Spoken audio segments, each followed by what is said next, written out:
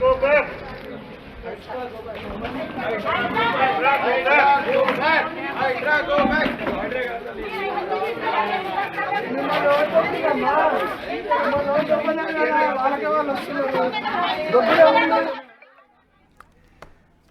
మూసీ పరివాహక ప్రాంతంలో ఇప్పుడు తాత్కాలికంగా రెడ్ మార్కింగ్కి బ్రేక్ పడింది.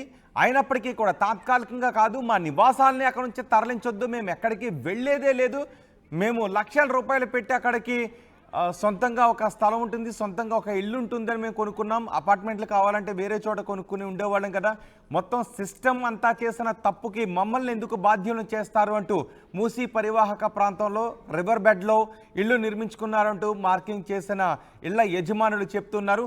ఇదే విషయం గురించి నిన్న కమిషనర్ రంగనాథ్ మాట్లాడారు, హైడ్రా కమిషనర్ రంగనాథ్ మాట్లాడారు. ఆయన ఏం మాట్లాడారో చూద్దాం. మొత్తం ఖాళీ చేపించి వాళ్ళ ఇల్లు అక్కడ దాంట్లో లేదు, వాళ్ళ ఇల్లు అక్కడ చాలా ఇల్లు కూడా ఉన్నాయి. మీరు కుకట్పల్లి చెరువు దగ్గర మీరు చూస్తే ఎఫ్టీలో చాలా ఇల్లులు ఉన్నాయి, దేన్ని టచ్ చేయలేదు. మీరు చాలా స్పష్టంగా ఇది తెలుసుకోవాలి. అంటే ఇల్లులు ఉన్న వాళ్ళు నిన్న చూశాను, ఎవరో పెద్దమ్మ బుచ్చమ్మ అని చెప్పి ఆమె ఆత్మహత్య చేసుకున్నదని చెప్పి చాలా బాధ అనిపించింది. ఎందుకంటే అరే ఒక పెద్దవిడ ఇట్లా ఆమె ఏది ఆత్మహత్య చేసుకోవటం అనేది ఇటువంటిది మనం దీనికోసం కాదు, హైడ్రా అనేది ఉద్దేశాల కోసం పెట్టింది కాదు. ప్రభుత్వం ఈ ఉద్దేశంతో ఇది ఈ లక్ష్యాలతోటి ఈ ఇన్స్టిట్యూషన్ ఫ్లోట్ చేసింది కాదు.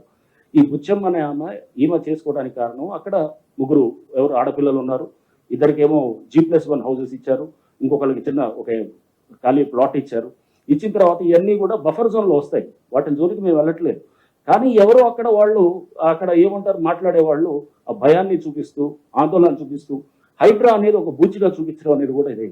హైడ్రా అనేది ఒక బూచియో లేకపోతే ఒక ఇది ఇందాక చెప్తున్నట్టు ఒక గ్రే హౌస్ దాకా వెళ్ళి చేసేది కాదు. హైడ్రా అంటే ఒక భరోసా అనేది గుర్తుపెట్టుకోవాలి. ఈ వ్యవస్థల్ని ఇదంతా ఇది నుంచి వర్షాల నుంచి కాపాడటానికి ప్రయత్నం చేస్తున్నటువంటి ఒక ఇన్స్టిట్యూషన్గా తీసుకోవాలి. అంతేగాని దీన్ని బూచిగా ఒక రాక్షసిగా చూపిస్తే కనుక రేపు ముందు తరాలకి మన చెరువుల్ని కాపాడుకోలేము, మన పబ్లిక్ ల్యాండ్స్ కాపాడుకోలేము. ఎందుకంటే ఇట్లాంటి ప్రయత్నం దేశంలో ఎవరు చేయలేదు.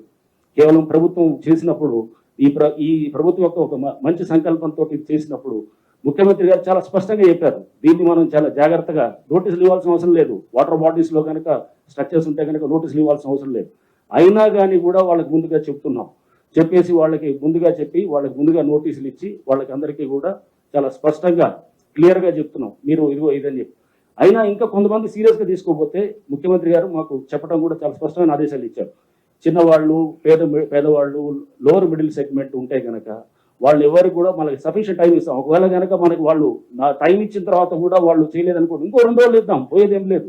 తప్పకుండా దాన్ని అంటే ఇప్పుడు మాడిఫైడ్ దీంట్లో కూడా వాళ్ళని ఆ చిన్నవాళ్ళు పేదవాళ్ళు ఉంటే కనుక ఆ స్ట్రక్చర్స్ని ఎక్కడ కూడా మేము చేయము.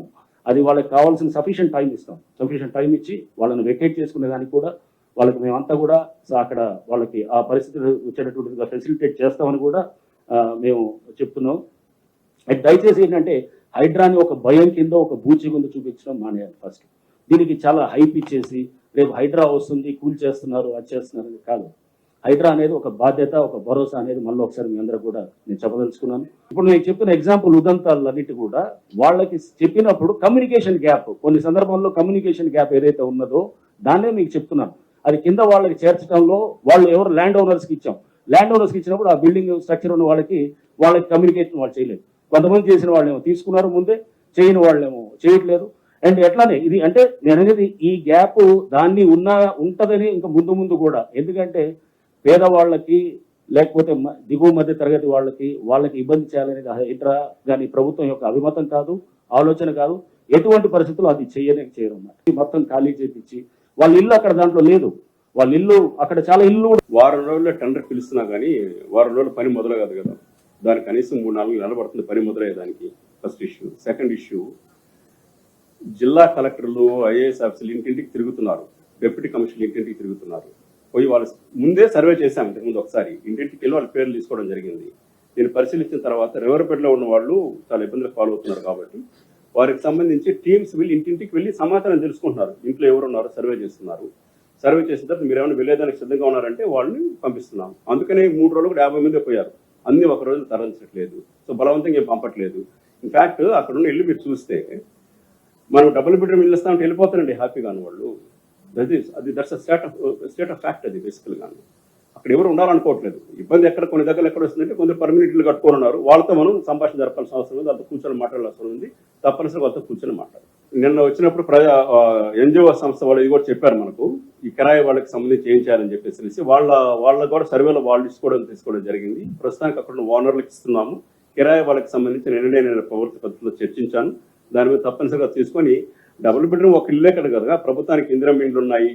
సో వాళ్ళు తప్పనిసరిగా మన తెలంగాణలో ఇక్కడ వచ్చి నివసిస్తూ ఉంటే వాళ్ళు కూడా పరిగణలోకి తీసుకోవాల్సిన అవసరం ఉంది. దాన్ని ప్రభుత్వం చర్చిస్తున్నాం. దాన్ని మాకు కూడా తెలుసు. మనం సర్వే ఫస్ట్ మనం ఎప్పుడు జూలై నుంచి మొదలుపెట్టి సర్వే చేశాం. దాంట్లో డీటెయిల్స్ వచ్చాయి, ఎక్కడ కిరాయి వాళ్ళు ఉన్నారు, ఎక్కడ సొంతదారులు ఉన్నారని చెప్పేసి, ఎక్కడ కమర్షియల్ షెడ్స్ ఉన్నాయి, ఎక్కడ ప్రార్థనా మందిరాలు కట్టుకున్నారు, ఎక్కడ మనకు సమాధులు ఉన్నాయి, వీటి మీద కూడా వచ్చింది. కిరాయి వాళ్ళకి సంబంధించి కూడా ప్రభుత్వం ఒక చర్య తీసుకుంటుంది తప్పనిసరిగా. 1-2 స్ట్రక్చర్స్ ఉండొచ్చు కానీ బట్ ఇంత పెద్ద స్ట్రక్చర్స్ 10 అంతస్తుల భవనాలు కట్టినట్టు లేవు. మీ దృష్టి కొంటే తప్పనిసరిగా తీసుకురండి. ఏదైనా కావచ్చు, మూసీ రివర్ ఫ్రంట్ లో తప్పనిసరిగా తొలగించడం జరుగుతుంది. నాకు తెలిసి ఒక్క భవనం ఒక లేఅవుట్ కారణం ముందుకు వచ్చిందని సమాచారం ఉంది నా దగ్గర. మీ దగ్గర సమాచారం తప్పనిసరిగా తీసుకురండి. అన్ని సర్వే చేయడం జరిగింది. ఇప్పుడు ఏం చేస్తామంటే ఫ్రీజ్ చేసేస్తాం. ఫస్ట్ జూలై ఆగస్టు జరిగిన సర్వేలో డ్రోన్ సర్వేలో మొత్తం ఫ్రీజ్ చేయడం జరిగింది. ఈచ్ ఏరియాకి పోతాం మనం తప్పనిసరిగా development. In fact first development might happen in Mancherial side, because చాలా మంది ముందుకు